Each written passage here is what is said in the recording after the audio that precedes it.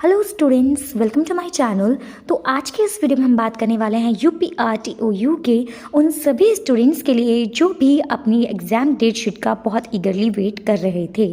So guys, UPRTOU ने release कर दी है अपनी एग्ज़ाम प्रपोज टाइम टेबल। यहाँ पर आपको पता लगेगा किस तरीके से आपके एग्ज़ाम शेड्यूल करे जाएंगे। तो गाइस, यहाँ पर नोटिस आ गया है कि आपके एग्ज़ाम रियली होने कब वाले हैं। तो आप देखिए, जो दिसंबर 2021 के अंदर एनरोल करा है जिन स्टूडेंट्स ने, उनके मार्च सेकेंड वीक से आपके एग्ज़ाम स्टार्ट होने वाले हैं। तो सेकेंड वीक में किसी भी डेट को वो हो सकते हैं, मंडे टू ट्यूसडे, कोई भी डेट वो रख देंगे, वो अभी आपको बाद में प्रपोज कर दिया जाएगा।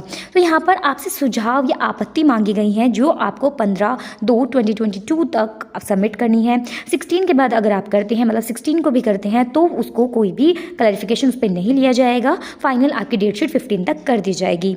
तो यहाँ पर आपको अगर कोई आपत्ति है तो आपको वो इस वेबसाइट पर ईमेल लिंक पर सेंड करनी है।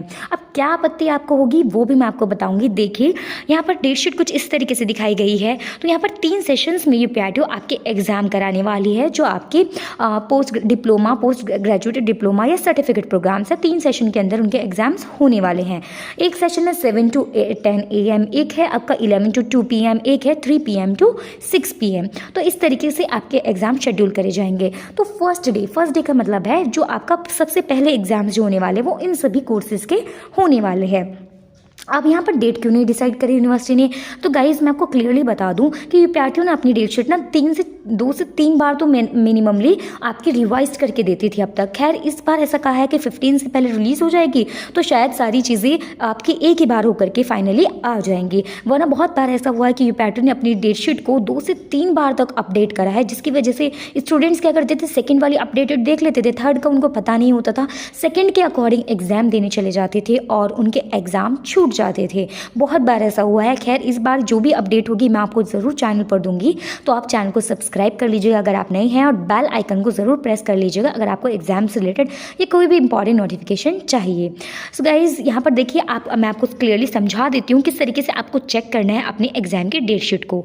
तो गाइज, अगर मान लीजिए आपका कोई भी कोर्स कोड है, आप हैं nutrition and food requirements diploma course कर रहे हैं, तो आपका फर्स्ट सेमेस्टर है तो आपका एग्जाम फर्स्ट सेशन के अंदर होगा। सेकेंड या फर्स्ट सेमेस्टर है तो फर्स्ट ईयर है तो भी इसके अंदर होगा। सेकेंड ईयर है तो सेकेंड सेशन में होगा। थर्ड ईयर है तो मोस्टली वैसे अभी मैंने क्लियरली चेक नहीं करा क्योंकि एग्जाम को चेक करना थोड़ा मुश्किल हो जाएगा, पर हर बार से UPRTOU अपने डेट शीट को ऐसे ही शेड्यूल करती है कि आपके फर्स्ट ईयर वाले स्टूडेंट का एग्जाम फर्स्ट सेशन के अंदर, सेकेंड का सेकेंड सेशन के अंदर, दोपहर वाली मीटिंग के अंदर, एंड थर्ड सेशन का इवनिंग वाली मीटिंग के अंदर एग्जाम कराया जाता है।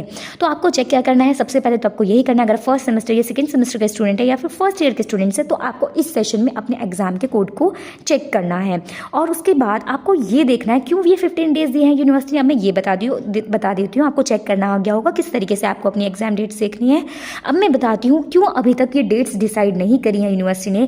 क्योंकि गाइस, कई बार ऐसा क्या होता है, देखिए इतने सारे कोर्सेज हैं और इतने सारे कोर्सेज की डेट शीट को शेड्यूल करना है, तो कहीं कहीं पर ऐसा हो जाता है कि जैसे PGTFH 01 का आपका एग्जाम है, इसी सीरीज के अंदर आपका कोई और एग्जाम अगर डाल दिया जाए उसी डेट के अंदर और उसी टाइमिंग के अंदर, तो प्रॉब्लम हो जाएगी। या फिर ऐसा हो जाता है कि कई बार आपका कोई एग्जाम है, उसी डेट में सेकेंड सेशन में वो रख दिया एग्जाम, उसी का नेक्स्ट एग्जाम आपका थर्ड सेशन में रख दिया, तो उससे आपको प्रॉब्लम होगी। आपको प्रॉब्लम नहीं है तो यूनिवर्सिटी तो उसे फाइनल कर देगी, बट अगर आपको उससे प्रॉब्लम है तो आपको उसके ऊपर ऑब्जेक्शन उठाना है, या फिर आपकी ये प्रॉब्लम हो सकती है क्यों और ये 15 डेज दिए गए हैं, इसलिए फर्स्ट प्रॉब्लम तो ये हो गई, इसके लिए आपको ऑब्जेक्शन दे सकते हैं। दूसरी आपकी प्रॉब्लम ये हो सकती है, मान लीजिए आपका फर्स्ट डे है, फर्स्ट डे के अंदर आपका ये CCMAP का एग्जाम है, लेकिन हुआ कुछ ऐसा कि इस कोर्स की आपकी बुक्स ही अब तक नहीं आई हैं, देन भी आपको इसके लिए ऑब्जेक्शन उठाया जा सकता है। फिर यूनिवर्सिटी इसको लास्ट में शेड्यूल कर देगी, या आपको अपने ईमेल में लिख देना होगा कि आपकी बुक्स नहीं आई है, इसलिए आप चाहते हैं कि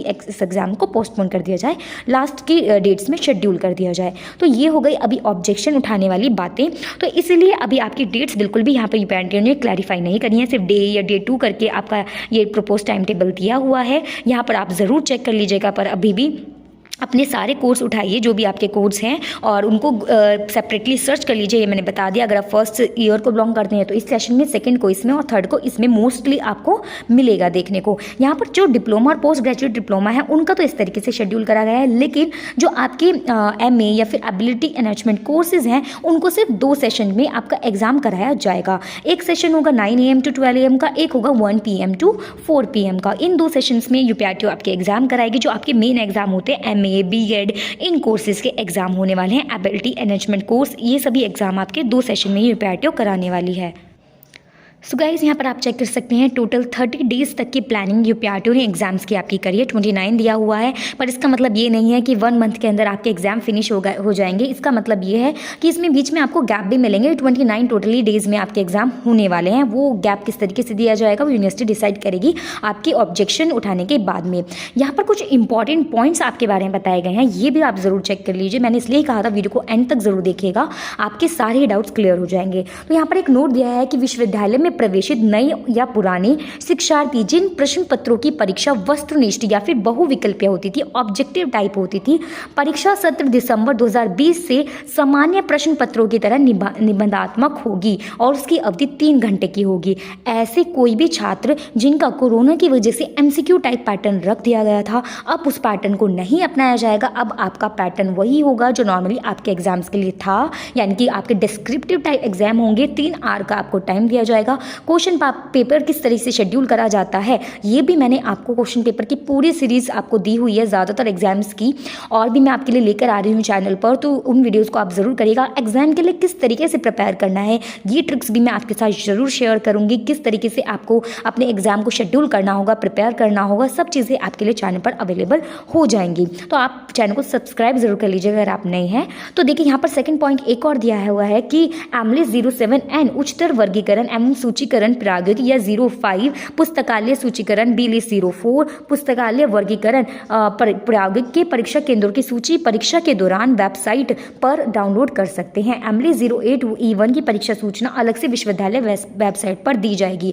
गाइज आपके एग्जाम जो प्रैक्टिकल एग्जाम होते हैं उनकी भी लिस्ट आपकी वेबसाइट पर आएगी, पर प्लीज़ इसको बिल्कुल ऐसे माइंड में रख लीजिएगा कि यूनिवर्सिटी क्या करती है कभी कभी। अभी रिसेंटली मेरे कुछ स्टूडेंट्स ने मुझे बताया था कि उनके आज जैसे एग्जाम फिनिश हुए, लास्ट एग्जाम था, तो उन्होंने सोचा प्रैक्टिकल जो होगा मोस्टली यूनिवर्सिटी का यही होता है कि 1 वीक के बाद या फिर नेक्स्ट वीक में वो शेड्यूल करती है अगर आपके एग्जाम आज मान लीजिए फिनिश हुए हैं। लेकिन उन पिछले साल 2019 की बात है, तब क्या करा यूनिवर्सिटी ने, जैसे आज आपका एग्जाम फिनिश हुआ तो उससे नेक्स्ट डे आपके प्रैक्टिकल को शेड्यूल कर दिया था उसी एग्जाम के जस्ट एक दिन बाद। तो बहुत सारे बच्चों का वो प्रैक्टिकल एग्जाम छूट गया। तो आपको ऐसी मिस्टेक में नहीं रहना है। आप चैनल सब्सक्राइब कर लीजिएगा, मैं आपके लिए अपडेट लाऊंगी।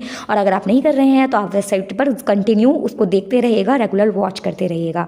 तो मिलते हैं फिर से किसी नई वीडियो में। कोई कमेंट है, कोई आपको मतलब क्वेरी रह गई है तो कमेंट सेक्शन में ज़रूर बताइएगा, मैं हेल्प करूँगी आपकी जितनी हो सकेगी। तो मिलते हैं नेक्स्ट वीडियो में, बाय बाय।